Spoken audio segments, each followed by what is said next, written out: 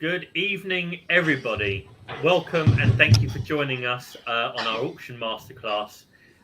This evening, it's going to be magical. You're going to enjoy it. We're going to have some fun, and we're going to go through some fundamentals about auctions to help you along your way. Just some housekeeping. We are streaming directly into YouTube, which I have no idea how we do it, but it's again something amazing. We're all in YouTube. We're going to do the whole presentation start to finish. We're going to get a good flow on, but remember, take notes and ask questions in the comment section because at the end of the presentation, we're going to go back and answer all of your questions. Okay, so sit down, relax, focus, ask your questions, and enjoy the evening. Yeah, and we're still a little bit before time, so we'll wait until everyone joins, and then afterwards we'll start the presentation and start sharing the things with you that we've got to share. And yeah, that's it. So Are wait. there are there any names that we recognise? Anyone that we can shout out and say hello to? Well, if people put some comments in, we'll know who's there. It's on this YouTube thing. We don't see who's in and who isn't. So yeah, if you guys want to throw some names in, that would be good. At least we know who we're speaking to. Although we definitely do recognize some people who sign up for this. That's definitely there. Brilliant. Hi Asio. Hi Harpit. That's good. It's good. Nice. A few more people. Natalie, Leah, Mehmet, Bayram. Nice. Good to see everyone. I mean, there's quite a big group of people that we've worked with in the past that we know, but also a lot of people who maybe see us the first time, or maybe they know Omar, or maybe they know someone else. But good to see everyone. Nice one. Okay. Well, I think it's a minute past 7. So shall we get going, Jay? Yeah, Start let's kick it off. kick it off. I'll start sharing the presentation.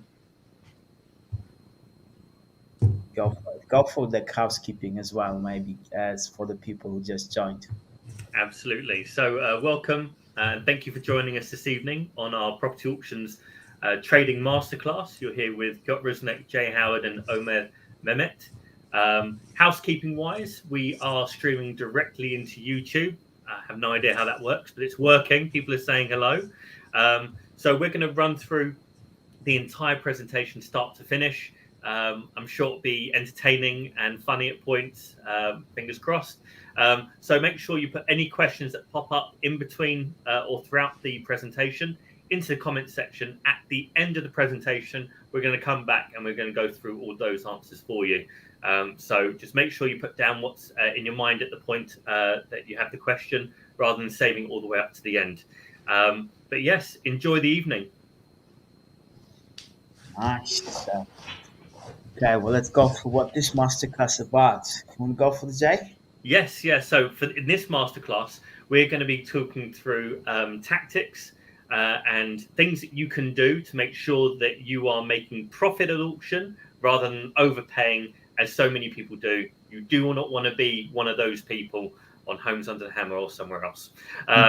Key distinctions for the auction environment, we're going to run through those. Those are really very important. That tells you about the differences between auctions and private treaty estate agents. And some of those things are going to be key in your understanding to take advantage of some of the benefits to buyers and sellers auction.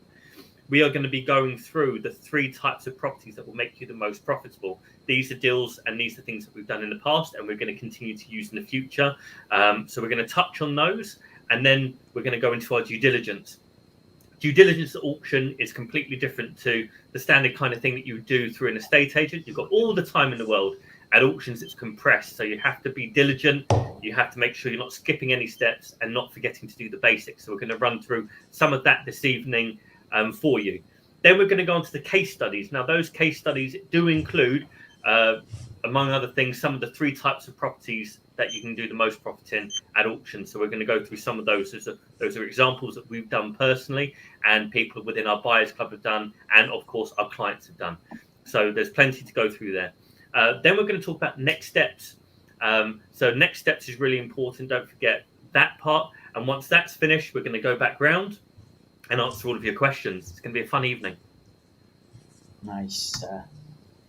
Brilliant. So a little bit about us. Like I said, quite a lot of you might know us, might listen to our Sunday special Facebook lives, or listen to our Facebook lives last year that was streaming every day for like 3 months.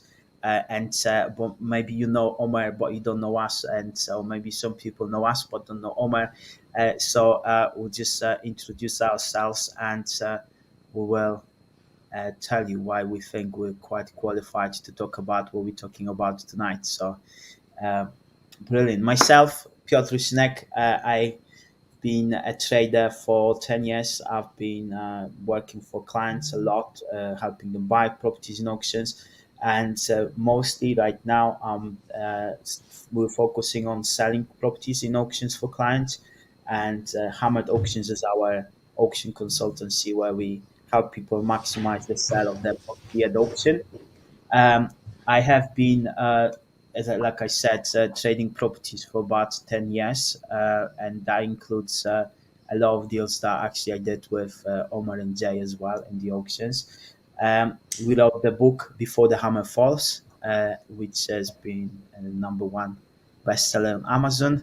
And we run workshops as well about auctions. And one of our workshop 2 years ago was attended by Omar, and then we started working much closer with Omar over the last couple of years, and we've done some amazing things. But I'll let you, Omar, introduce yourself and take it from there. Thanks. Apologies, I've got a bit of a croaky throat at the moment, but I'm Omer Mehmet, aka Ohms Under the Hammer, if anyone follows me on Instagram. I more recently have added the title of auction trader to my name. I've been trading at auction now for a couple of years, but predominantly my main business is a mortgage broker called Trinity Finance. I've been a mortgage broker myself for the last 12 years, and I run a brokerage which helps all our clients arrange various types of finance, from standard buy-to-lets to development, commercial, bridging. And a particular area that we focus on helping customers with is rapid auction finance, which is particularly complex. Alongside that, I also run a construction company where I project manage my own refurbs, flips, HMOs, and all the rest of that type of stuff. So I met Jay and Piotr 2 years ago on their workshop, and ever since then I've been trading at auction. Without blowing my own trumpet, in 2021 I made 250,000 from exchange delay completion back-to-back sales at auction. That's literally buying properties and selling them at auction, which we'll show you some of those case studies a little bit later on if that excites some of the people on the webinar today. Nice one, Jay. I know about those deals and I still get excited. So for those who don't know me, my name is Jay Howard. I'm the former auction manager at Auction House London. I was there for 6 years. So for 6 years, every single property crossed my desk, every single purchase, every single sale, everything I dealt with. So the experience I have there is vast. I've been trading properties in and out of auction since 2002, February more specifically. So I'm almost at 20 years. I am the co-author Before the Hammer Falls, as Piotr mentions, and I'm also co-director of Hammered Auctions. And the things that we do there. We've got some of our clients online this evening, so we don't really need to say much there, but it's great stuff. So that's us. Nice one, brilliant. Okay, well that's introductions done. You guys kind of have a better idea of who we are. Let's go into the meat of the whole masterclass. Jay, you want to start with these key distinctions? Yes. So key distinctions of the auction market. So this is where you get the differences from off-market, estate agency, investment agency, whatever it may be. This is what makes the auctions what they are. This is why auctions are special. So the first set of distinctions are around the seller. Most people who sell at auction are motivated in one way, shape, or form to sell. And now it's normally they have a time restriction to sell. Time restrictions such as they're about to be repossessed or they're about to go into bankruptcy and they're trying to sell to stave off some kind of impending action. That tends to be the majority of it. Once you go out of that personal state, you then enter into the realms of corporate sellers. So corporate sellers are like the banks doing repossessions by order of mortgages in possession is what you'll normally see on the auction catalogue. You'll also see executor sales on the catalogue. Those are people that have passed away and have to sell because they're trying to complete an estate. One of the reasons they sell at auction is because it is classified as an arm's length transaction. And it is sold in an unbiased, open, unfettered environment. And that's something very, very important. It's actually why a lot of corporate sellers sell. You also have traders that sell at auction, like ourselves, and there are others, of course. And their main motivation to sell is that they've taken an asset, they bought it at a fixed price, and then they're just trying to turn a quick profit. So what they tend to do is they bring properties that normally wouldn't come to market, they secure them, they bring them to market, and they go around again. It's a very simple process once you understand it. And their trick really is to get the money moving consistently, moving. We're going to give an example of how we did one of those last year. We're so close to this year. Last year, and made a tidy profit on that one. The benefits to the seller in these situations, with the advice of the auctioneers, is that they will be setting the reserve of the property. Now, that reserve is unknown to the members of the public, yourselves as bidders, and that reserve is designed to be at a below market value or comparatively compared to local comparables below the market value. You will find, generally speaking, that could be anywhere between 10 to 30% below market value, depending on the area, the asset, and the issues affecting the property. Yeah.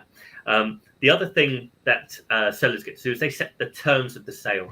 Now, they do that by providing a legal pack. Now, legal packs are tricky things. We're not going to go into mad detail about that this evening because you will all fall asleep.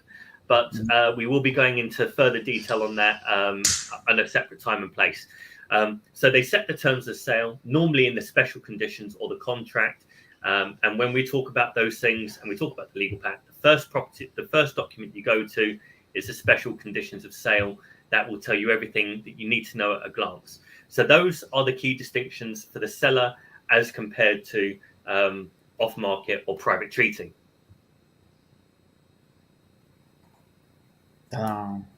Key distinctions for buyers.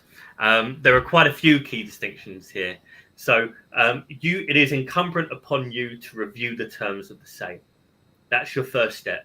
Normally, when you're dealing with estate agents, you get to do the whole romancing, go and view it 5 or 6 times, take the family round, get a measured survey, do a whole bunch of crazy stuff that you have the capacity to do in those situations.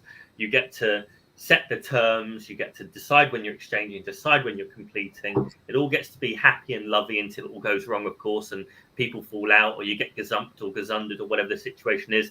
But in this situation, it is incumbent upon the buyer to review the terms of the sale. That's not just restricted to the legal pack. Make sure you read the auctioneer's common auction conditions to make sure you know what it is, the field of battle that you're in. Buyers, this is something I talk about all the time. So put the value on the property given, those terms in the legal pack, and the content on their own perceptions. So in essence, it basically means whatever price is in the catalogue, you can just wipe your ass with it. It means absolutely nothing. So what you want to be doing is you want to be saying, right, what would I pay for this? What makes sense? What stacks for me? Remember, a price anywhere in property, estate agency or otherwise, is just someone's imagination. Yeah, it's just because a RICS surveyor went out and valued it doesn't mean you're willing to pay that. Yeah, so just make sure that you are really focusing on that. That's got to be your key. Okay, bidder. And the final thing for buyers as a main distinction is bidding against others who come up with their own values. Now, the way that we combat this is what we do is when we look at the asset, we think, what other investor would be attracted to this asset? So if we're looking at a semi-detached or a detached property that isn't in an Article 4 area, and we're thinking, right, we'll just do a little extension, we'll tart it up and we'll flip it on. We're going to be up against every single HMO investor within a 15-mile radius, and they can pay more than we can. As a BRR type investor type of person, an HMO investor can pay more because yield compression, they're going to get more. It's going to yield up, it's going to finance better. So once you understand who your competition are, you can then value the property in their eyes. And it's a really quick and simple way to distinguish which properties you can spend time on, because you know that you're the best person to buy the property or pay the most value and get the most out of it, or the ones you can just disregard really very quickly. You don't have to waste time on, you don't have to deal with the disappointment of not securing the asset. Mm-hmm. Yeah. So very, very key considerations there for you. Very interesting distinctions.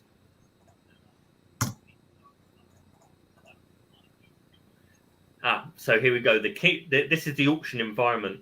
A lot of people say to me, I want to secure this asset before the auction. And I always say to them, why do you want to buy it before the auction? The amount of times we have had someone buy a property pre-auction and we know that they have paid way more than what it was going to go for in the room. Way more. The impatience of wanting, or it's either impatience or it's fear. It depends on who you're talking to. They're either afraid they're not going to get it in the room, so they run up to it, they blow their load very early, and they pay massively over the odds for the asset, but they secure it and they feel happy until they get the bidder's remorse, or it's fear. So it's one of those two. But you can negotiate terms. So times when we've seen this work is they put an offer on a short lease flat. It's being sold by an executor, and there isn't a Section 42. So the buyer is saying, I will pay X for it as long as you serve the Section 42, assign the benefit to me so I don't have to wait for 2 years. That's something where you're creating a win-win style situation without coming across too plebby. Those are kind of situations that work. Just flying off the handle to secure the asset pre-auction, never a good idea. You need to be finding a way to negotiate additional value for yourself, where that's saying, instead of completing in 28 days, we'd like to complete in 6 weeks. Those are the kind of things that you can negotiate on. Yeah. Ideally, what you want to be doing is you want to be a vulture. You want to be the person at the end of the auction looking for the carcass with the most meat on it. Yeah. You want to be looking for the thing that's got the most money hidden in there. It's under all the other dead bodies that they've left behind. You've got to really dive deep and look for the deal. But the deal is there. There's always one golden opportunity. There's a diamond in the rough at the end of every auction. Someone just hasn't seen where the value is. You want to be that guy or girl or nondescript person of some description. You want to be that individual that gets that deal. So sometimes you can jump in afterwards. And the thing with going in after the auction is that the vendor's expectations are already being handled. It hasn't sold in the room. They're disappointed. They're still motivated. Now, they may not move too heavily on price, but will they do a subject to? Maybe. You'll still need to exchange and do all that stuff. But will they give you a longer completion point? Will they sign a statutory declaration for X, Y, and Z? Will they do the searches if they're missing? Will they give you the management pack if it's missing? Those are the kind of conversations you can create post-auction that you may not always have the opportunity to do pre-auction. So that's a real key distinction for the auction environment. There are certain ways that you can game the system if you have the patience, the perseverance, and the balls, really. Of some sort. Of some sort, yeah, I'm not judging. Brilliant. Okay, well, we're going to cover now the 3 types of properties that will make most money in the auction. So, Omar, you want to take it off? Yeah, sure. Okay, so we could probably do 10 types of properties that you'll make money, but the 3 that we really like and have got direct experience with as well. The first one would be commercial properties that have development potential. And these are often missed by your standard residential buyer who's looking at your Savills and your Allsops, where there may not be a huge amount of commercial property listed for sale. So we're looking for properties which can be repurposed to residential, properties where potentially there is a permitted development right to allow you to do that quickly, perhaps under the 56-day prior notification, or potentially something that just has that ability to massively uplift the price per square footage from moving it from a low value class like commercial into that residential class. So that's generally what we're looking for, the development angle, and you do come across them. This particular image that you can see here is one of our case studies that we're going to discuss at the end of the webinar.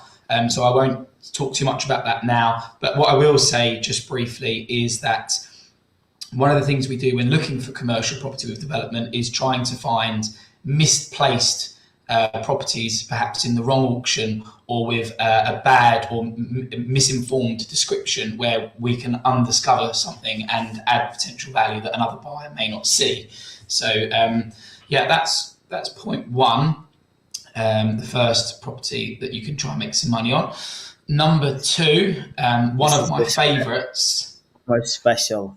This is my favourite, actually. It's something that I actively look for on a daily basis is title splitting opportunities. So you can find them in residential and commercial. I tend to find this a lot more in residential. So we're looking for corner plots. We're looking for houses with large pieces of land to the rear, to the side, that have potential access, where splitting that title, and in this example with this image here where the garage is, there is potential to split that title, and that garage could be sold off and at a premium, whilst the house is then retained, or also sold off at auction. So, and again, this is a case study, so I won't go into a huge amount of detail on it just now, because we are going to cover it at the end.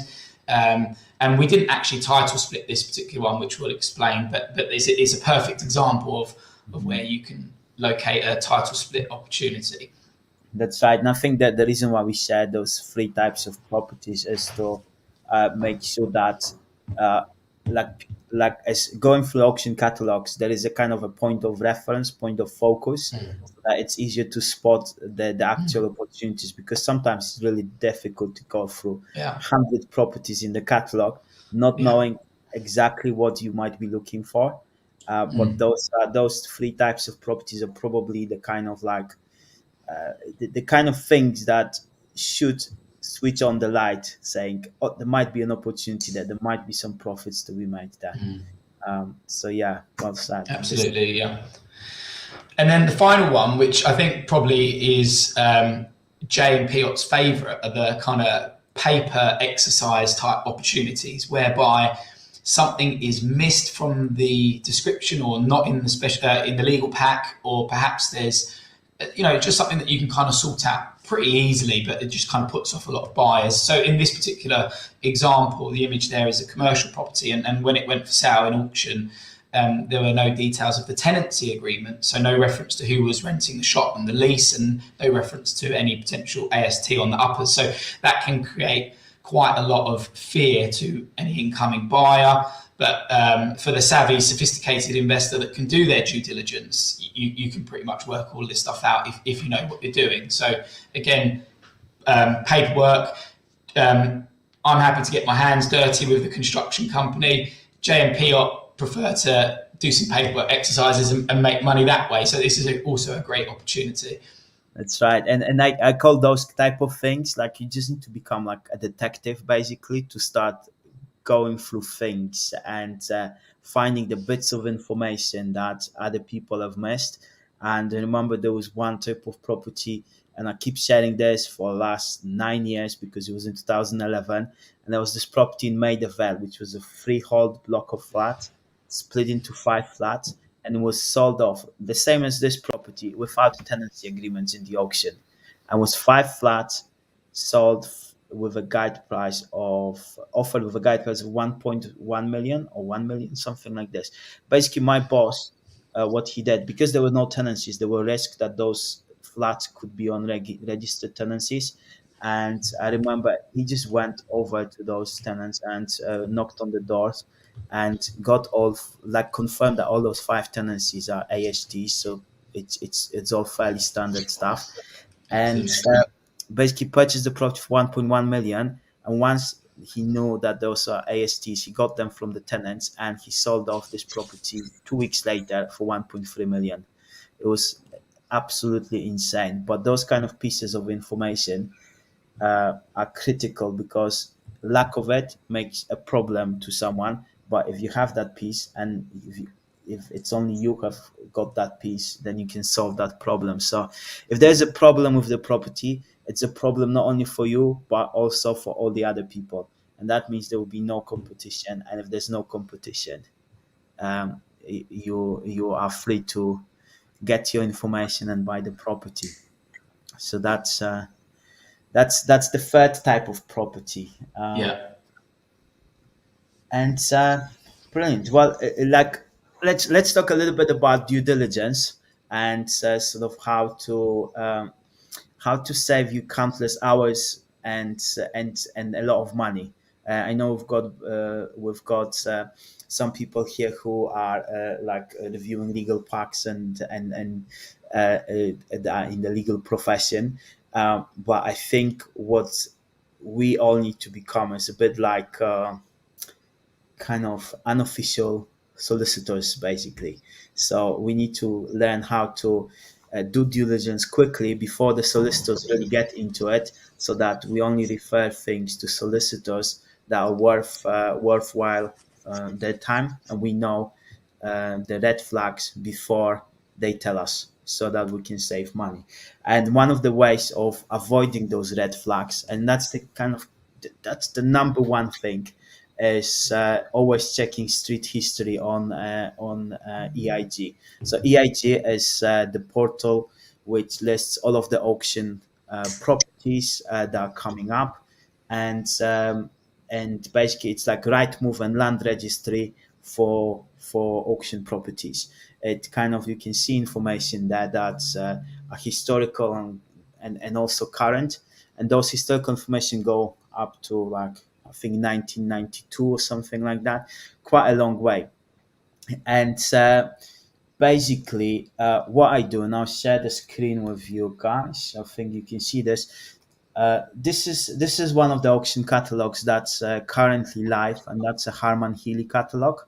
And basically, when I was going through this catalog, I was just looking for some properties, and literally the first property that is here, you look at this one, flat 5 Clarendon Road. Is it a good property? Is it not a good property? Is it worthwhile investigating? Is it not worthwhile investigating? Would you pay 120,000 for it? Who knows? But if you look into that, if you look into the auction, the street history of it, you will see that within like 5 seconds, you see that this property was offered already 3 times in the last 3 months or 2 months, really. And it went unsold once with Barnard Marcus. It was available at 105. It went unsold twice. It was available then at 95. And now it's offered with a guide price of 90K and probably a reserve around that level. So offering 120K for this property would be probably crazy. So you know already there's a point of reference.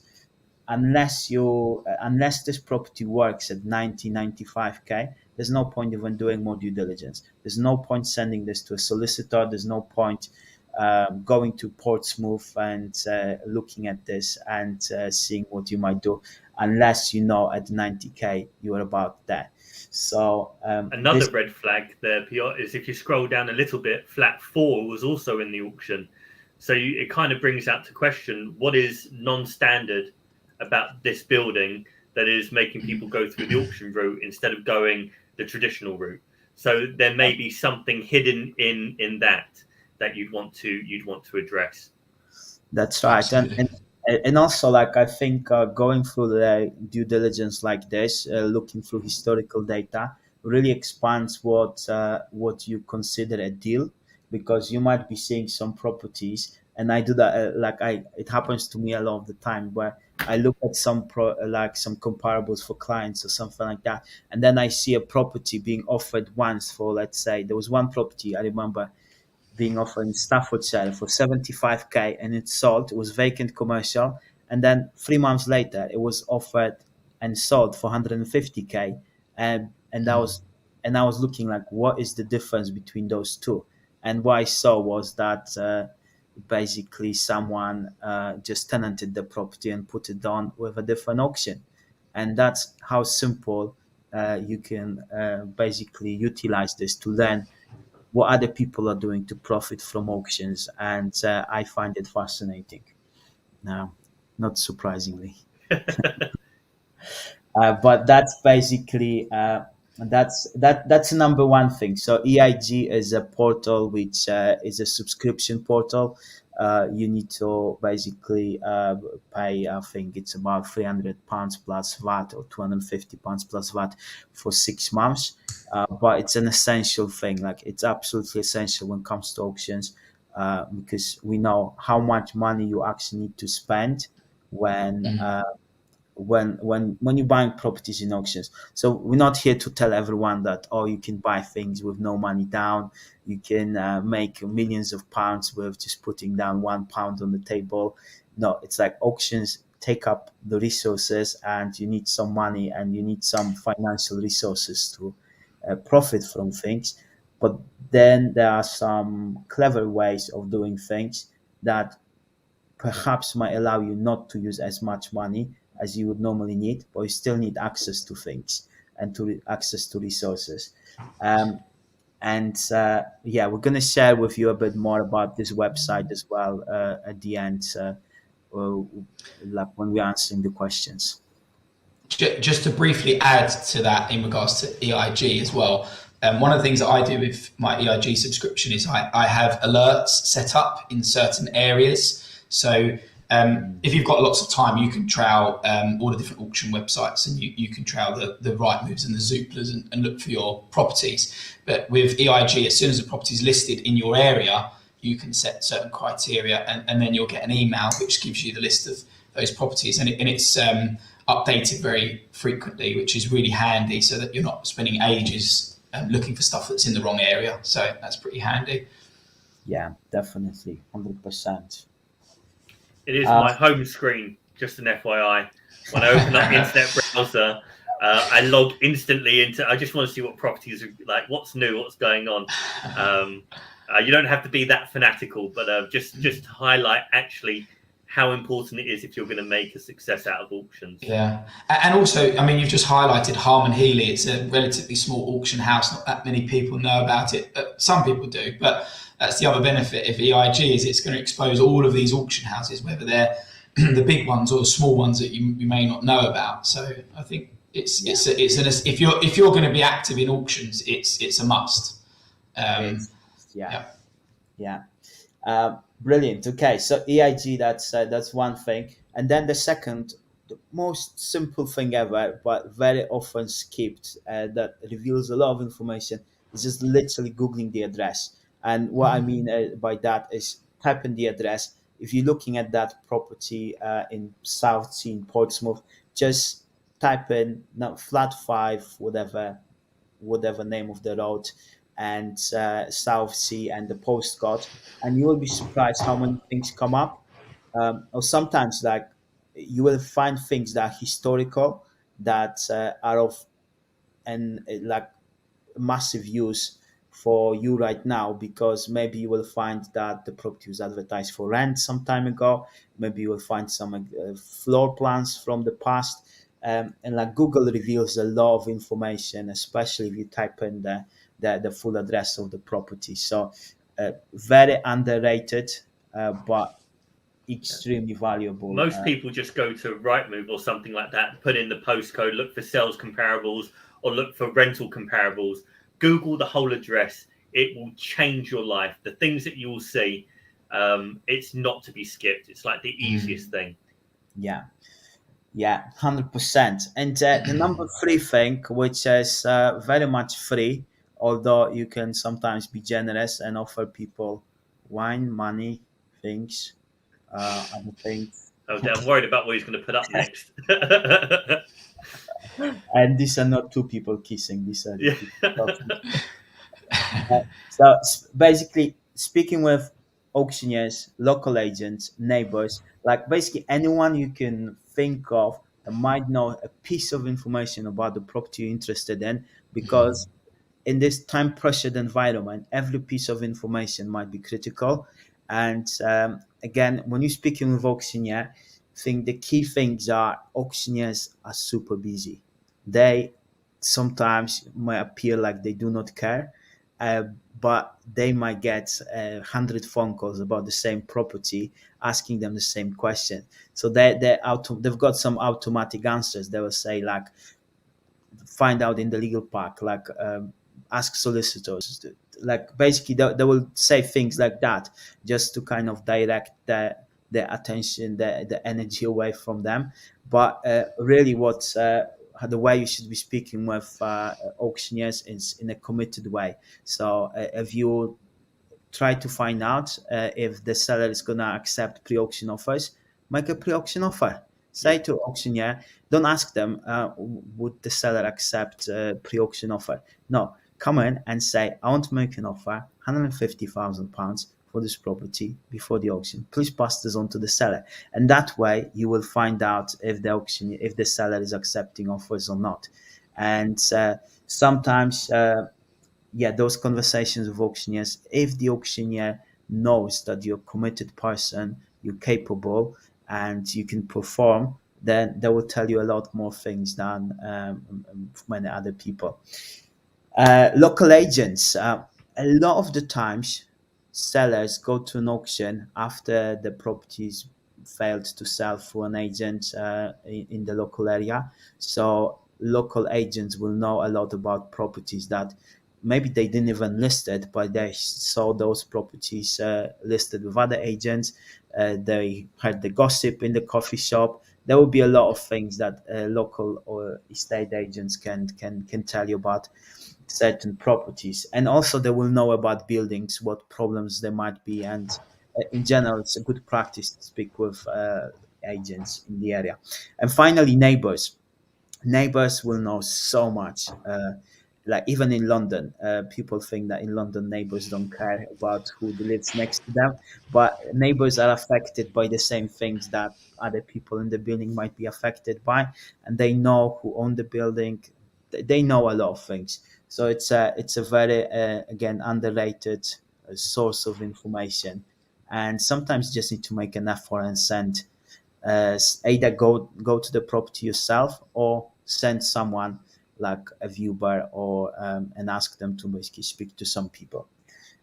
Is A member from our buyers club went to view a big plot of land recently that had failed to sell at auction once, 180 grand. They relisted it into auction, £80,000 less, £100,000. Sparked a bit of interest. Thought, I'm going to go down. It's not too far of a drive from somewhere in Hertfordshire. Drove down, had a look at the land. Thought, okay, this doesn't look too bad. There's some houses running around the side of it with some allotments. Thought, let me knock on a couple of neighbours' doors, following advice that we'd given.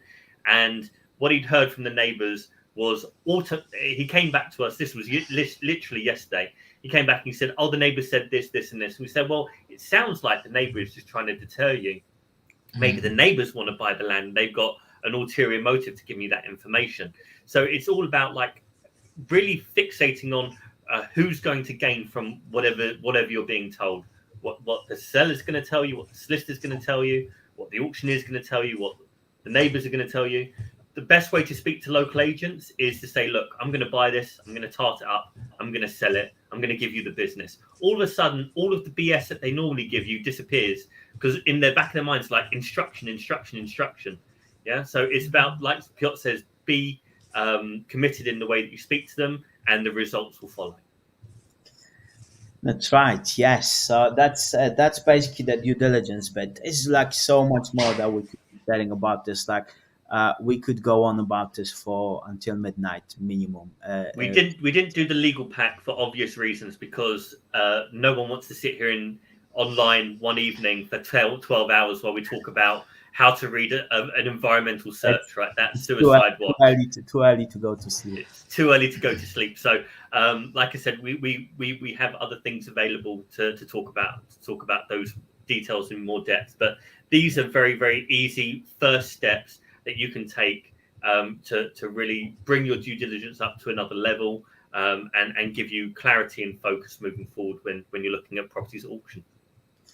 Brilliant. Okay, cool. Next thing, the case studies. So here are the things that we want to share with you and to kind of highlight the things that we did, and kind of give you a bit of a like principles. It's not about the deals per se. Like it's not about this exact deal or the next deal, the next deal. It's all about the principles behind those deals and how those deals happened. Because we had no idea that those deals are gonna happen. It's like in auctions, things just come up, and you have to like process information quickly, and then try to deal with things that come up your way.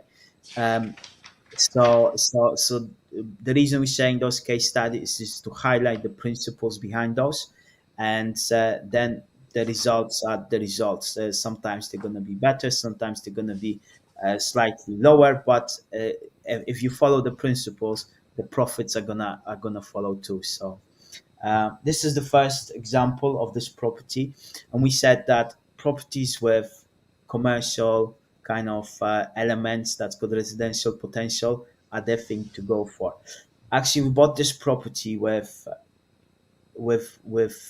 from it was actually from Harman Healy auction and was so badly marketed. This is a very nice pictures that actually shows you what the property is. When we were looking at this in the auction catalog, the only pictures available were literally pictures of the door of the property, and it was absolutely like insane to kind of imagine what this property could be, because like we didn't have a full proper picture. And also another thing was that those units had very short leases, so they were let on commercial leases, but those all those leases were running out within 12 months, and basically uh, this is very unpopular for commercial investors. Commercial investors want something where there's a minimum 5 years on the lease, because otherwise they can't finance it, and they just want to be making sort of passive income from those properties. And these properties was also not too much into the remit of developers, because even though I had some potential to develop, it had commercial tenants. And sometimes developers are a little bit put off by the fact that they have to deal with commercial tenants and those leases. And we managed to pick this property up for £212,000. It was guided at 160 plus. It was producing 14,500, just over 14,500 pounds.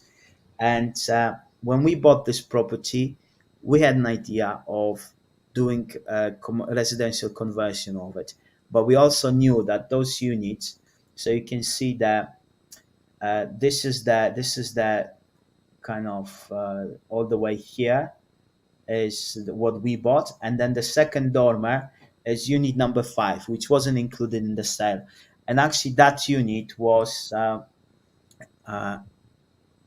the owner of that unit tried to apply for the same thing that we thought we want to do, which is the permitted development to for residential conversion, and he got refused 4 times for that thing. So we had to kind of think whether we will be able to get our planning permission for this thing. And we had to kind of assume that possibly it might be the case that will get refused as well. And in that case, we had kind of plan B and plan C for this property, which was basically to relet it as a commercial, something else to on long-term leases. And we thought maybe yoga studio, maybe some workshops for something else. And basically, that was the plan. That was the plan B. And we spent about £12,000 on additional costs, and that included planning application, that included finance costs, included stamp duty, literally included everything. And we received £9,000 of rents throughout the time we hold on to this property. So really, our total cost, net cost, were about £3,000. And what we did with this property is within 8 months, we sold it for £650,000 with this nice CGI and nothing else. So basically, this is the thing. The CGIs are the thing that produces the most profits in auctions now. And that's kind of what we see. Obviously, we got the planning permission for it. We managed to get the permitted development for 4 Muse houses. And once we got that, we created the CGIs, We put it on with a different auctioneer, and basically we made 430,000 profit, £1,000 profit in 8 months without doing anything, without even putting that much money into this whole thing. So that's a case study. But I think the key things to understand is that there will be obstacles in with auction properties, and when those obstacles kind of appear, they appear for everyone. It's kind of like, or maybe sometimes they don't, because if people don't do the research about the development, maybe they wouldn't know that unit number 5 got refused 4 times, and they would be kind of blissfully ignorant of the whole situation. But we did the research, we knew kind of what was going to happen, but instead of that putting us off, it kind of focused us on what we would need to do in order to get permitted development. And one of those things was that Unit 5 was a bit too far away from the road. One of the refusal reasons was it was too far from the road to basically carry the refuse, and it didn't have enough refuse and storage. So what we did in our unit, we put refuse and storage in here for all 4 houses. So basically that meant the council could basically kick off that bit, and also we had cycle storage here as well instead of the houses. So it all ticked off the boxes, and we got the planning permission. So that's the case study number 1. On that one, Piotr, the one thing I'll just add to that as well, which is something I've more recently started to look at, is just because a planning application has failed or been rejected doesn't mean that there isn't an opportunity there. And that was clearly what Jay and Piotr did here, was that they have some, I would say they've got advanced knowledge of the planning system and permitted development rights, but they also took advice from a planning consultant and an architect, and they went to detail to look at the refused planning applications, which basically gave an answer as to how to, the refusals painted the picture on how that they would then get an acceptance. So, but a lot of people would be completely put off by that. You know, they would see the planning history, 4 failed planning applications, and they wouldn't even entertain looking. So yeah, well done to you guys. So this next case study here, Clinton Avenue, this was actually a property that the 3 of us traded at auction together. It was a joint venture. The property was initially sent to me via a local estate agent who knew that it had some development potential to either build another residential dwelling where the garage is, or potentially to build a large extension. It had potential to convert to a HMO, split into flats. There's all sorts of things that people may have been keen to do with the property. So we secured the property for $355,000, and one of the things that we try to do is position ourselves as being a serious buyer. We evidenced the cash to be able to buy the property quickly, that we had a solicitor that was extremely fast, that could either use searches on an expedited basis or potentially using indemnity insurance to just make that exchange happen much more quickly than your typical buyer would do so. So exchanged very fast, and by doing so gave the seller the assurity that they needed to know that a buyer is locked in case there's a change in the market and all those sorts of things, and then allowed us to complete at a later date, which gave time to then make a decision on what we wanted to do with the property, whether that was to pursue a planning application and to build the scheme out, or to pass it on to somebody else. So $355,000 was the purchase price. We decided that the margins weren't right for us and that we would sell the property at auction. So we submitted some planning application, a planning application for a large double-story side extension, part single-story, part double-story rear extension, massively enhancing the size of the property, and then created some CGIs and put it in the auction house that we felt suited the property best. Twisted some arms with the auctioneer to make sure that they gave us a really good lot number so that it would be very attractive to any potential buyers.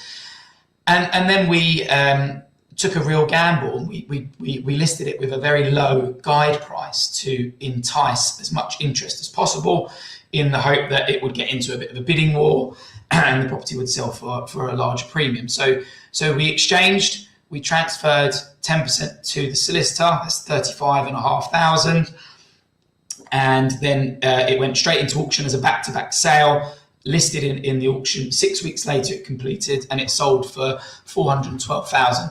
So we claimed, this will be stuff that we go into a lot more detail in terms of people that join the Auction Buyers Club and take further training, but we basically claimed stamp duty sub-sale relief, where we didn't pay stamp duty. There was very small frictional costs, just simply the costs of planning and CGI, and made a very large profit in a very short space of time.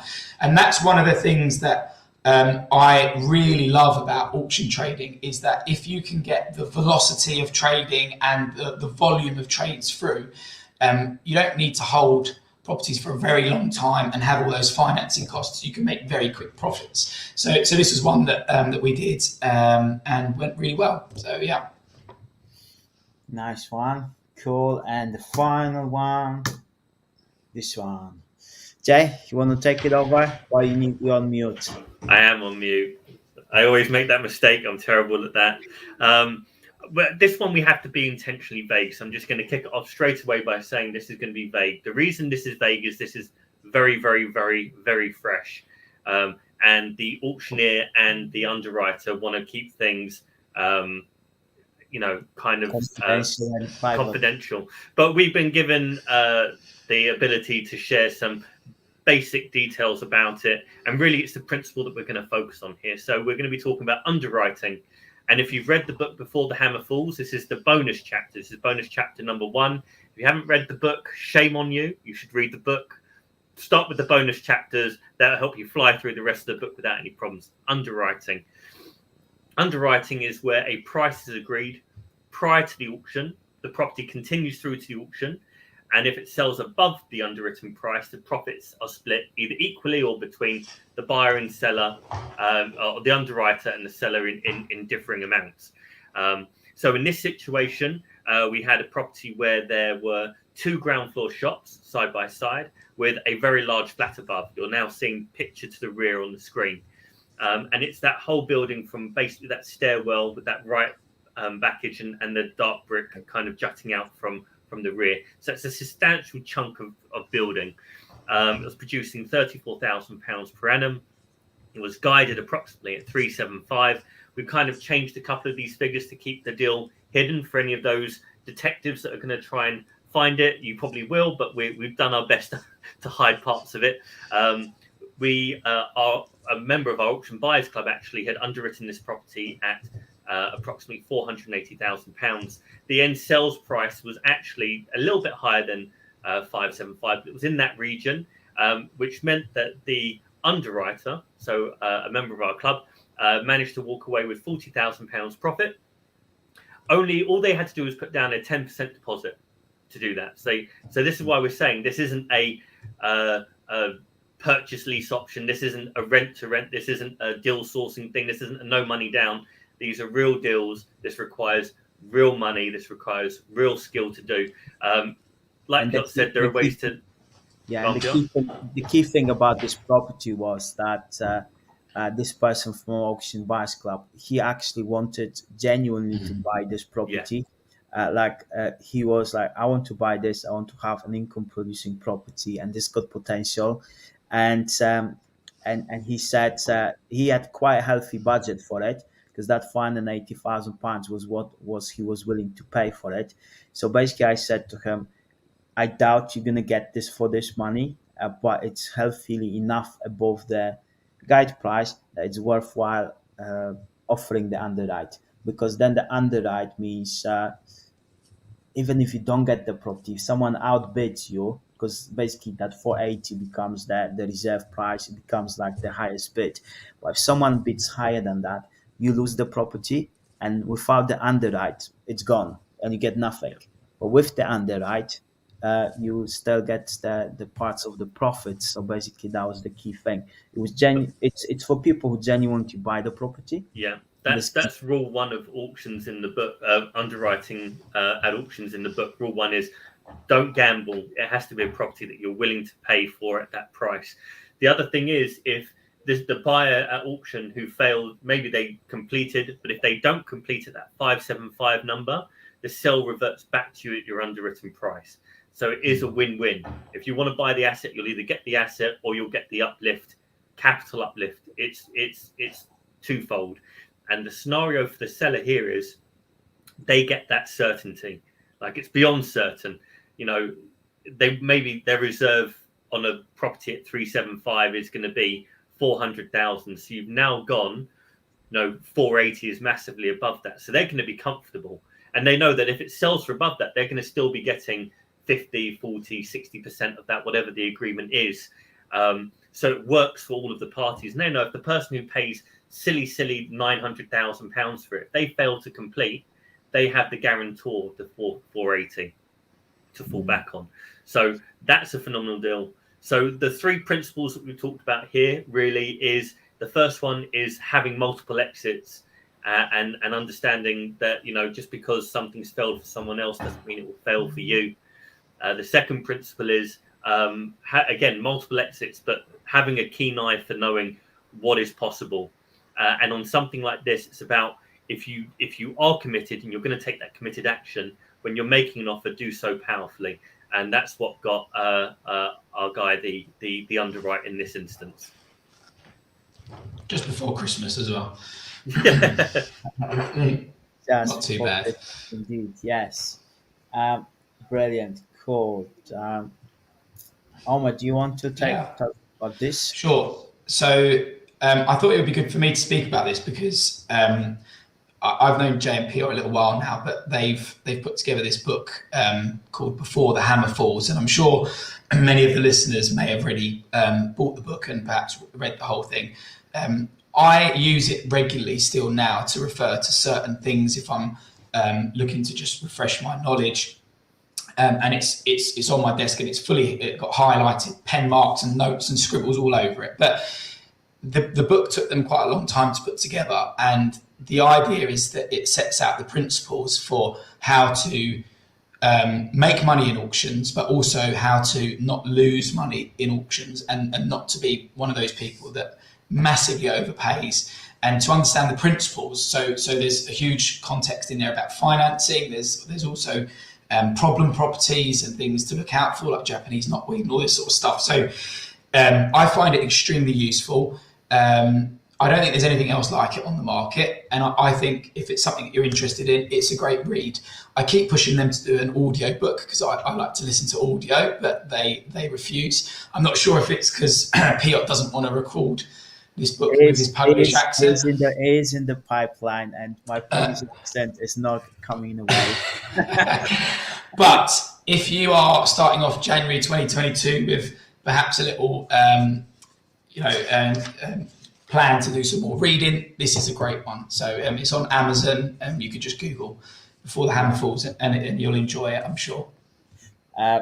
It is on Amazon, and today I actually noticed that now a few book companies are reselling it as a second-hand book as well, which I was wondering why the sales went down. But now people are it's a secondary market now for this book. So it's been around for a couple of years. And another thing that basically we offer as a additional resource for helping kind of people look for things in the auctions is our two-day auction workshop. So this is something we're planning to run on the 17th and 18th of February. And basically this webinar, this masterclass was just under an hour now, but normally we can take for hours. Like every Tuesday I've got an auction buyers club calls. We talk for about an hour and a half. We go for a lot of auction lots, and it's like what we do day in, day out. And so this two-day auction workshop is really something where we plan to share way more knowledge and way more practical things, because we're not the kind of people who share theoretical knowledge and book stuff. It's like we focus on producing results. Like we are interested in results and actions. And if people around us take actions in auctions and take the correct actions in auctions, they produce massive profits. And also the other way, if you don't take correct actions in the auction environment, you lose quite a lot. So that's why we put this workshop together. And it's not only the workshop; it's basically workshop. There's a couple of weeks of essential information group subscription. There is lots of templates. There's lots of calculators. There's a WhatsApp group for people who are within the workshop, and that's what makes things kind of exciting. Is actually other people who are also looking at auctions, because even though it might be your competitors, but at the same time auctions are all about timing. Not everyone will be looking all the time at auctions, and if you know what to look out for and you keep that consistency going, uh, then you find properties, you do deals. So the three of us are going to be running this workshop. We're going to have 5 more guest speakers, traders, auction professionals, planning consultants, the kind of people that you need around you to basically refer to on a daily basis when you look at auctions. So this is something we're running on the 17th, 18th February. This is pretty much everything you're getting from it. I mean, it's like it hurts my head to even look at it. There's that much stuff. There's lots of templates, lots of kind of interesting documents like London Auctioneer Dossier, which is basically our take on London auctioneers and what to expect from each of them, because every auctioneer is different. Every auctioneer has got a different kind of angle on getting clients. They may be serving different clients, and kind of knowing those things puts you in a massively advantageous position comparing to 99% of the people in the market. So yes, And the follow up coaching and accountability calls forgot like about that. Yeah, there you go.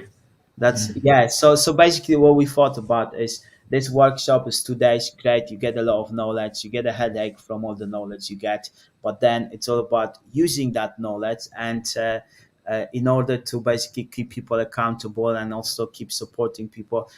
We also, with everyone who's on the workshop, we're going to be running like 3 1 hour follow-up group coaching calls where we're going to be like answering questions. We're going to be doing the same thing, similar things as we're doing here, but on a more sort of intimate environment, because there's going to be up to 30 people in that group. So it's going to be much more, I would say, intimate and engaging. um, so this workshop is 1949, and that's the regular price. You can, as a kind of thank you for attending this webinar, we've got a coupon code webinar 500 that you can use for £500 off today, and that's basically to be entered on the checkout of the page that Jay will introduce you to, which is this one. Okay, so we're just over the hour mark, which is great. We're going to have a ton of questions to go through, and this is going to be very interactive. But for those of you who know one of us or just two of us, maybe it's going to be a great opportunity to connect with us. So you just take a note of that hyperlink, and Piotr's going to post that into the YouTube channel. You click on that, it's going to give you first and foremost the link to check out in more detail the 2-day workshop that we're going to be running. It will give you a chance to order the book if you'd much rather just order the book. Nothing wrong with that. The book's amazing. And of course, if you want to keep in touch with us, keep connected, seeing what we're up to. We're not the types of people that go around posting pictures of, oh, we bought a property, here's a set of keys. We're not those kind of people. So what you are going to see is real stuff from us. We've been doing it for years. We've been around for years. So it makes all the sense in the world to be a little bit of a pervert and just follow us on LinkedIn, Facebook, Instagram for the kids. I'm terrible at Instagram, as everyone will see. And there's also links to our YouTube channel, Omer's YouTube channel, and also on our YouTube channel, you'll see videos from Property Sisters UK. And we love them. We're big fans, and hopefully they're still big fans of us after that mention. So hopefully we got a whole load of questions. Piotr, how are we looking? There's quite a lot of questions, and we're just gonna take now another probably 20 minutes, I think, minimum. Let's see how quickly we can tackle them and how much Jay will digress and go into different avenues. So, Yes. 2 seconds, okay. For anyone that doesn't know, Jay has, how many degrees do you have, Jay? I forget. Come on. Okay. I've got one. How I have no idea how this is relevant, but it is relevant because it's go on. Yeah, people like to take the mickey. I've got 3 degrees. I started my first degree at the age of 11. That was psychology. Then I did classics. Then I did law because I'm indecisive. Nice. Well, we've got a mate for Trinity Finance from Mehmet, and Bushra saying the legal packs are fun, which is great. Agree, absolutely agree, Bushra. MB asked the question: where terms are negotiated before the auction? Is the negotiated term only available to that bidder? If another bidder wins who didn't negotiate, would they auto get the Section 42 notice rights? It depends on how switched on the seller and the seller's solicitors are. So Piotr's got an example of a short lease property that he helped a client buy in Thornton Heath, and he made an approach early with a direct offer. Subsequently they won it for less in the room, which was more full of the seller, but they had arranged the Section 42 that if they won it, it would be served. So yes, but there are some sellers that once you raise something like that with them, the solicitor will go, well, I'll just draft something and stick it in the legal pack. Yeah, so it's a bit of a 50-50. But if you're dealing with someone who doesn't really know what they're doing as a seller, and they're just they're focusing on you as the person who's going to solve their problems, then the chances are it's going to be pretty much negotiated just for you. But there is a chance that if their solicitor is savvy and switched on, that it'll be something that'll be made available to all and sundry. And quite a lot of the times, it's like we said initially. Basically, the sellers are the ones who set the terms of the sale. So if you push to negotiate a term, it's there for you. But then the seller might also say, okay, well, if I'm offering this to one person, why not offer this to everyone? And they actually change the legal pack, change some terms in the legal pack. And a lot of auctioneers as well. Like, for example, someone comes to us, like we tell them how to best position their property. And to best position, for example, a short lease flat like this is to say in the auction catalog straight away that you're willing to say to serve the Section 42 notice at the buyer's cost. And if anyone asks, you will do that. And if you say that in the auction catalog, that basically gets more eyeballs on the property. People are more at ease, more confident. So it's really about whether you come to us to sell the property and whether you've got a switched on seller. Basically, that's this is the short version of the answer. Cool. Yes. So Bushra is saying do as much due diligence before instructing solicitors. Basically, because solicitors' time is very precious and expensive, and also it's for solicitors reviewing legal packs is very risky because there's a time pressure. There is also a massive risk that if something goes wrong, and in auctions things might go wrong, then their indemnity insurance will be will need to pay out, and it will go up as a result of that. So solicitors do not like to review legal packs as it's not their most favorite thing. I mean, they like reviewing it, but it might not be their top priority thing, and because it's not as much money as everything else, and also it's much more risk than everything else. So they'll review a legal pack with the hope that you're going to win it, so they can do the conveyance, because that's really where the value is. Yeah. Oh, we've got a TV celebrity. Isn't Kimberly Me the lady who did that is the graduate? that is Yeah, the I think so. Yes. We got TV royalty on with us. Hi, Kimberly. Yes, we chatted about an auction property, or the property that Kimberly was thinking of putting in the auction, and hopefully that's progressing well. Kimberly, keep us posted. Okay, Alexa is asking, what website is this? Sorry, I can't see my screen so small. I'm gonna put this in the comments now. eigpropertyauctions.co.uk. I think that's the exact link. If you type EIG property auctions in Google, it will come up. Yeah. And I just posted in the comments, so hopefully you can see that. Dun, dun, dun. Okay. All right, Jay, a challenge for you. Tell about the worst example of when you Google the full address. I mean, I think we were in a clubhouse room. It must have been last year, and someone had asked the question. I've got horror stories. There was the one time I googled the address of the property. Actually, more recently, I went to view a property. I think it was in oh God, where is it? Hemel Hempstead, and I went to view it, and nowhere on the agent's particulars. This was to purchase from an estate agent to trade it into auction. That was the strategy we're using for this. It was basically a large commercial property over ground and lower ground, and step back, and then there was a large flat that could have been split into like 6 flats. It was unbelievable. Anyway, they didn't list into it that the property was listed. It was actually grade 2 listed.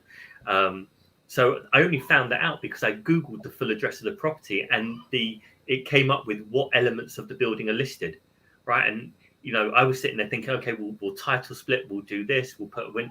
All of that went out the window, right? What you can do with that property now is okay, not as limited. You can go for full planning and listed buildings, all of that rubbish. But that would have added time, cost. It would have been disastrous. And if we didn't do that search, basically we would have gone in a far higher price and costed ourselves out. So that was a really good one. The other one was I was buying a property in Leavesden, which is just outside of Watford, and if anyone's a big Harry Potter fan, it's where the Harry Potter studios are. And basically I just googled the address of the property. This is why religiously I do this. And basically that property was subject to like a horrific honor killing. Some poor girl was I think no trigger warnings needed. Just a gruesome death in the bathroom at the hands of, I think, a brother, an uncle, and a father, or something like that. And that wasn't disclosed. And things like that can actually affect mortgageability and stuff like that. So those are probably 2 of like the most extreme ones that you can come up with. And if you don't know about them, you just fall into traps. And it's the easiest thing. Just Google the address. I promise you. Yeah. Absolutely. That's we'll need a few minutes to recover from that story, but yeah. George, apart from missing AST, what are other typical problems to look for that can be fixed? I think you don't really look for problems. The problem finds you, and then you just look for solutions.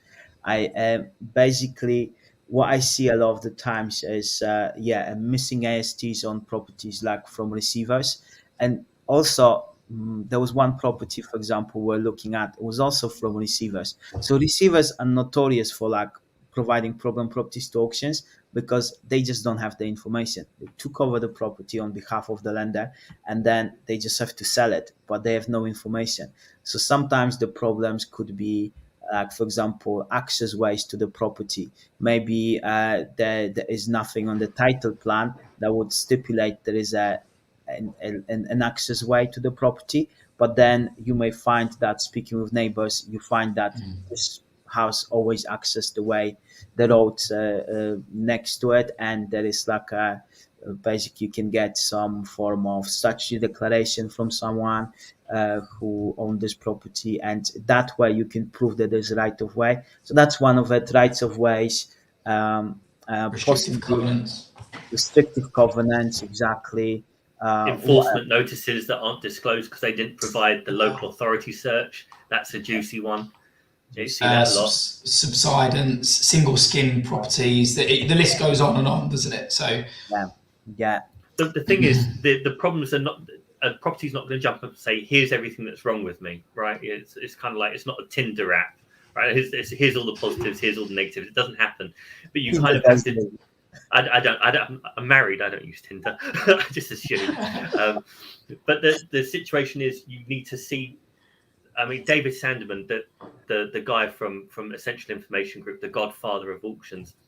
The most important document in any legal pack is the one that isn't there, because that will point out, that will guide you into what's wrong. Instead of finding a bloody knife at a murder scene, going, "Oh, that's a murder weapon, there'll be fingerprints," and solving the crime.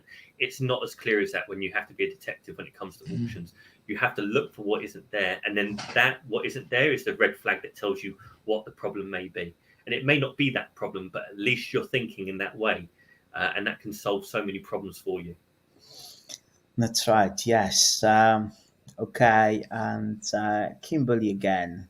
Agreed speaking to local agents. I found one that had visited the property I wanted to buy, was able to tell me there was a massive hole in the roof. Very perfect good. for auction. Perfect. Yeah. Helen again. This is gold dust as a due diligence gig. It's the next level. It was says why you're being told what you're being told, not just to accept info at face value. Thanks, Helen. Yeah. Always question the motives of the people that you're speaking to. Brilliant. There's some question box. Computer generated images that was answered, and Animal asked a question. You've shown examples that you have worked out in terms of profit. You also have examples where things didn't go your way. On these master classes, it's always the positives that are only mentioned. Good. I mean, if you want to learn how to lose money, I'd speak to somebody else. We haven't run the auction class on losing money. But that is a really good point. It is a good point. Because as traders, okay, some of the big traders, some that we know with, there's a chap in particular I'm thinking about who trades probably about 50 properties a month, spread across a couple of the London auction houses. And I speak to him and he tells me that there are wins and there are losses, but the wins outweigh the losses. And because he has velocity and volume of trade, he can accept the losses. Now, the three of us are sharing wins, and that's because to date, I don't think there have been a loss, because we've been particularly careful and the due diligence has been next level. And even when I trade a property, I run it past J&P, and then a week later I run it past them again and triple check, and they're probably fed up with me so many times, the amount that we run through stuff. But ultimately, you may make a loss, and auction trading is a risky strategy. So what we're not trying to do is get everyone here to start auction trading, but it's opening your eyes to exactly. And it's about taking calculated risks. So there are properties that we know when we're buying them, we think that probably not going to lose money, but at the same time, like, if things go well, we're not going to lose money, and if things go badly, we always look at the thing, what's the worst case scenario. And sometimes the worst case scenario is that you're going to lose 10-15k or maybe 50k, but then if it's only in like a 1% chance that this is going to happen, and you try to mitigate everything that this 1% is not going to happen, then it's probably fine.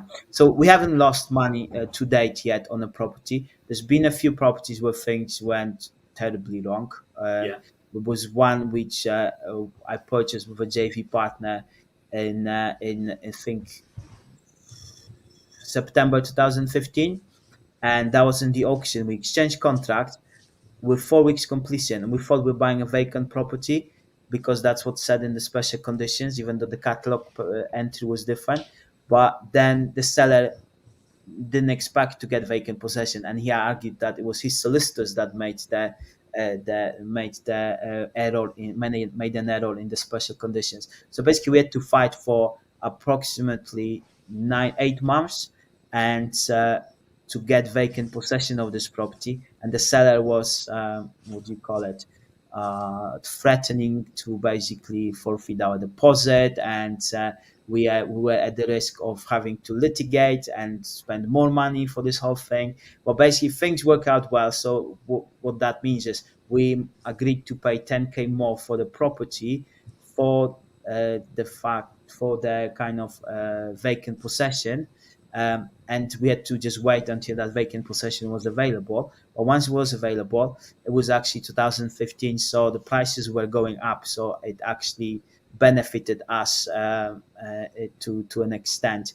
We bought this property in total for 290 with the extra 10K, and we spent about 50K in total for finance and everything else. We sold it for £403,000. So we made over 50K profit, but there was a lot of headache and there was a lot of sleepless nights. Yeah.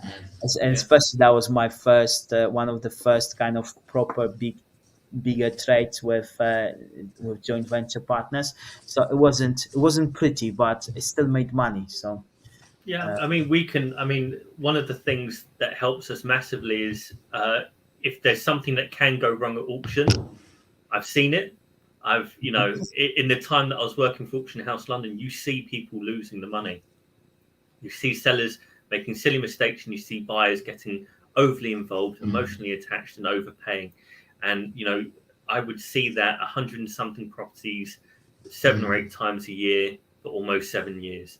The short lease is the worst, isn't it? You see the buyer who doesn't read the legal pack and doesn't realise it's a 22-year lease and pays the open market value for a flat, and then they realise that they've got to pay 150 grand for a lease extension, and it's actually better to just forfeit your deposit and walk away because of the loss that you would take. So you need to be really careful, don't you? And yeah. That's right. Yeah. So the horror stories are probably yet to come. Yeah. Well, good question, Anmol. Cool. Next question from George Arnold. Planning approval in 6 weeks is very fast. Roughly, how much do you spend on application? Should I take this, because I think it's in reference to Clinton, isn't it? Yeah. So with the Clinton trade, one of the things that we do when we trade is we submitted a planning application. That doesn't mean that planning was approved. Someone bought that property on the basis that there was a pending planning application. They could see the plans, they could see the determination date. But you are right, George. Planning, you'll be lucky if you even get your planning application validated in 6 weeks, let alone having an approval. And we've got planning applications that have been 4, 5, 6 months and we still don't have approval on them. So, and how much did you spend on planning consultancy? Off the top of my head, I think we spent on this particular transaction. In total, we didn't actually use a planning consultant. We just used an architect because it was a very simple scheme. It wasn't, multiple units. So was it just over £1,000 or something like that we spent? And then the CGI, a couple of £100, I think it was. But there were examples of similar extensions, not just on that road, but like neighbouring roads. People have already done that. Precedent was set. The precedent was set, and we basically just following the motions of what others had done. So, yeah. Brilliant. Okay. Another one for you, Omar. Was Clinton? No, Kimberly. Clinton Avenue was brought to me via an estate agent, so it actually went on to Rightmove. Anyone could have bought that property. It was to do with speed and positioning and securing it under our own, skill set, if you like. And the beauty of that deal is that normally we're looking at buying at a certain discount to market value, but I mean the value of it was about 365, 370. So we paid marginally below what you'd consider the market value of that asset to be. But the way that we unlocked the value was knowing that other properties had done this straight across extension. No 2-story front and wraparound, etc. And we just we knew that's how we were going to squeeze that extra 30, 40 grand out of what we were doing. And the real magic of that deal was structuring the exchange delayed completion back to back, which meant, like Omar had said earlier, you may have missed it, Kimberly. But like Omar had said, we got the stamp duty substell tax relief, which meant there was no stamp. There are a lot of moving parts to that, so it's not. I'm just going to do this now. Like, you have to manage the seller, you have to manage the agent, you have to manage the auctioneer, Like Oh, God, it's yeah. an orchestra, and like Mm. one wrong note and it could fall, and it almost did on one at one point. It almost fell Yeah. on its ass, but Mm. just we all pulled together and just like, okay, this is how we're going to approach it. You talk to that person. This is what we need to do. This is how you need to say it. Blah blah blah, and resolved it. And maybe that goes back to what Anmol had asked for. There were complications with Park Avenue Mews, and we didn't gloss over it because the result was the result. But there were certain things with one or two of the tenants that we found out after the fact that could have scarpered the whole thing, could have meant that we wouldn't have got the permitted development angle. But you kind of, it's the trick to auctions is when these things come up, you deal with them. Most people go into fright mode. They think, okay, I need to cut my losses. I need to get out of this. I wasn't expecting that. And they sell it, and maybe they make a loss. Maybe they make a gain. But we don't do that. We solve the problem. We unlock the value, therefore adding the value, and then we trade. And we're not volume traders. So when Omar had mentioned the chap that does 50 deals a month, he can lose on 5 or 6 of those. I went to an auction. It was an Allsop auction in 2016. I bumped into a couple of traders that I knew, and I was talking to them, and they pointed, oh, so-and-so's over there. I said, oh, how's he doing? And they went, oh, we spoke to him half an hour ago. He was down on 6 and up on 30, but he'd put like 60, 70 lots into that auction, and almost gambling to a certain extent. We're not those people. But we take a little bit more time. We approach things a little bit more intelligently, and we make the most of the opportunities that we take. And up until now, that hasn't lost us anything, but we are prepared for the day when it does, because we'll learn so much more from it. Yeah. Cool. Next question. For those that don't know, what are the charges for the underwrite service, and how soon prior to the auction should the vendor speak to the underwriter? I hope this is Akil, because we do love a bit of Akil. He's a good guy. So Akil, if you're underwriting a property, all the same charges apply if you're buying something pre-auction to if you're buying something post-auction. And it's actually like the question isn't very precise, because I don't think you mean the vendor. So basically, it's. Are you talking about a service that we provide? Because it says service there. Is it to do with the terms, as in you want to underwrite it at a 40-40-10 split, or so 40-40-20 split, or it might be? Yeah. So I think it's really like underwrite is a very commercial agreement. It's like it could be anything to anyone. The usual way is that there's no like extra charges for it, but there is a split between the seller, the buyer, and the auction house. So the auction house doesn't get basically the fees out of it. They get the fees for selling the property, and underwrite it kind of guarantees the sale. But also the auction houses get the portion of the underwriting profit. So if it sells for more than the underwriting price, the auction houses usually get like up to 20% of the price to basically ensure that they are actively making sure that the property sells for as much money as possible, because it's in everyone's interest.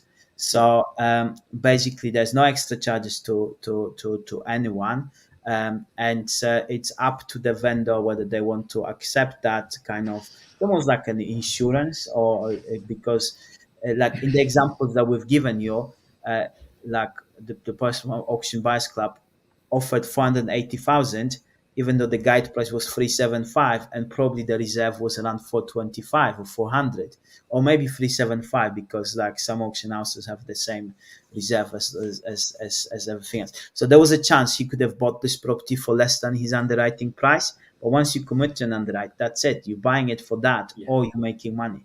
So there is a risk for everyone. There is a risk for buyer and the seller, but then at the same time, the vendor gets a guaranteed sale plus potential for an uplift, and the buyer gets a guaranteed profit or guaranteed property. That's the I mean, not guaranteed profit, but either buys the property or gets the profit.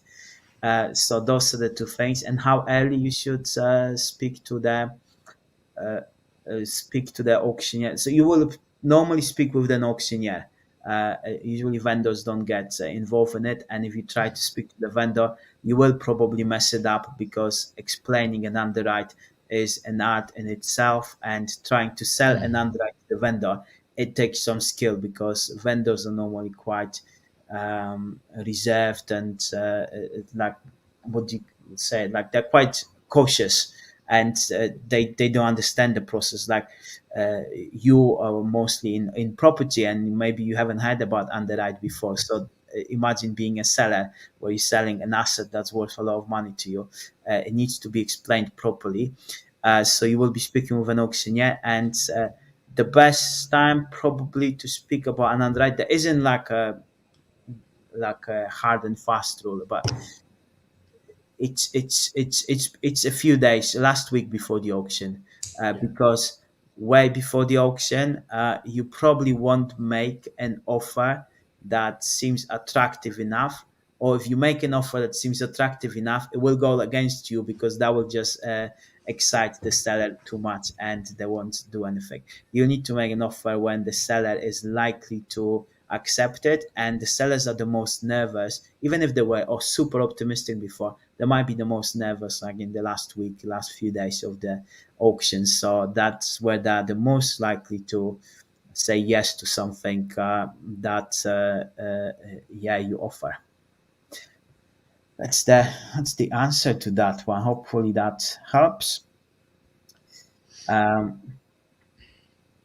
Cool. All right. Well, I think we've gone through the questions. That's not too bad. And 30 minutes for answering questions. So, guys, like we said, we could be going for like until midnight, or like that's why we kind of created this workshop to basically make sure that people have access to all this information, and also we don't have to rush through it, because I think every question that was asked, we could go into way more details on what might be happening and how things might be happening. So that's what we're gonna do on the 2-day workshop, and you can connect with us. We also do a lot of Sunday lives. We do Sunday morning lives with Helen Choli, Ross Harpo, Adam Lawrence on LinkedIn Live, Facebook Live. So just go to this page, bit.ly /Hammer Connect, and you will get all the links to connect with Omar, Jay, myself, and you'll get the links to the workshop and the book as well. So that's it for today. Thank you so much for listening. Yeah, it's Hope been you all lovely sharing enjoyed this it. time with you. Yes, Absolutely. and wishing you lots of deals in this new year. Cool. Thanks, guys. Speak to you Cheers, soon. everyone. Thank you.